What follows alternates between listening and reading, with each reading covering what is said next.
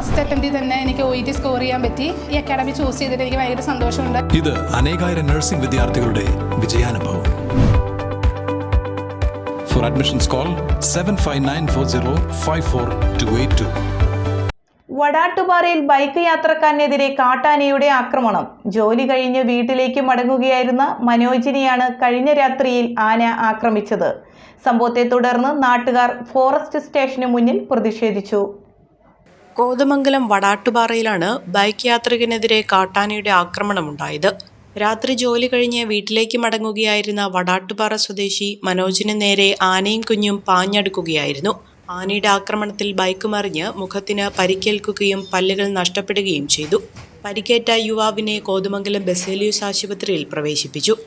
ഇന്ന് വൈകുന്നേരം 8:30 എൻ്റെ മകൻ പുത്തുകുഴി ഒരു ടൈൽ കമ്പനിയിൽ ജോലി ചെയ്തുകൊണ്ടിരിക്കുകയാണ്. ആ സമയത്താണ് വരാൻ അവന് പറ്റുകയുള്ളൂ.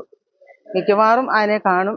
എന്നിരുന്നാലും ഇന്ന് വന്നപ്പോൾ തന്നെ ആഞ്ഞിലിച്ചോട് ഞങ്ങളുടെ വീടിൻ്റെ അവിടുന്ന് കുറച്ചേ ഉള്ള മീര സിറ്റി അടുത്ത് ആഞ്ഞിലിച്ചോട് ഭാഗത്ത് കുഞ്ഞു ഒരു ആനയും കൂടെ നിൽക്കുന്നത് കണ്ടില്ല. ആശാൻ നേരെ വിട്ടു പോന്നപ്പോഴത്തേനാണ് പുറകിൽ നിന്ന് ഒരു ബൈക്കുകാരൻ വന്ന്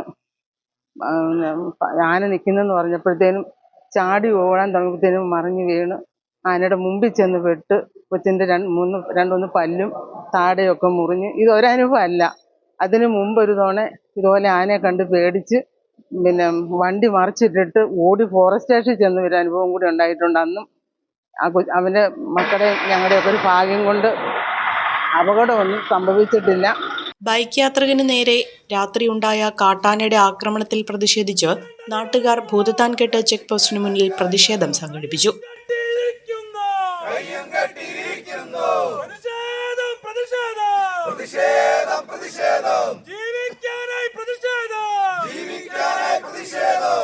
വടാട്ടുപാറയിലുള്ള വന്യമൃഗങ്ങളുടെ പ്രശ്നം വർഷങ്ങളായിട്ട് നേരിടുന്ന ഒരു പ്രശ്നമാണ്. അതിന് പരിഹാരം കാണണം. അതിന്റെ അവസാനത്തെ എന്നുള്ളതാണ് ഇന്നുണ്ടായിട്ടുള്ള അപകടം. ആ അപകടത്തിന്റെ കാരണം എന്ന് പറഞ്ഞാൽ അധികാരികൾ തന്നെയാണ്. കൃത്യമായിട്ടുള്ള നിരീക്ഷണം ഉണ്ടാവുമെന്ന് അറിയിച്ചിട്ടും ആ നിരീക്ഷണം കൃത്യമായി ചെയ്യാത്തതിന്റെ ഭാഗമായിട്ടാണ് ഈ സംഭവം ഉണ്ടായത്. അതിന്റെ ഉറപ്പ് RRT ഉണ്ടാവുമെന്നുള്ള ഉറപ്പ് ഇല്ലാതെ ഞങ്ങൾ പോകണ പ്രശ്നമില്ല. പ്രശ്നമുണ്ട് ഇന്ന് മാത്രം ഇതോടെ അവസാനിപ്പിക്കാൻ ഉദ്ദേശിച്ചിട്ടുമില്ല.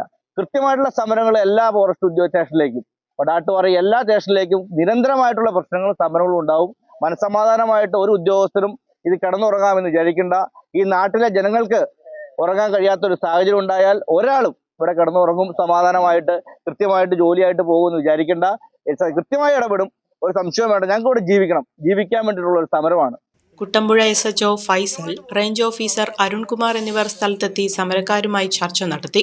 RRTയുടെ സേവനം ഉറപ്പു നൽകിയതിനെ തുടർന്നാണ് സമരക്കാർ പിരിഞ്ഞത്.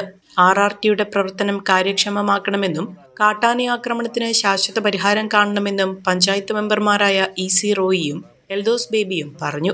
കുറഞ്ഞ ചെലവിൽ അത്യാധുനിക ആരോഗ്യ പരിരക്ഷ. MCS hospital, Muvattupuzha.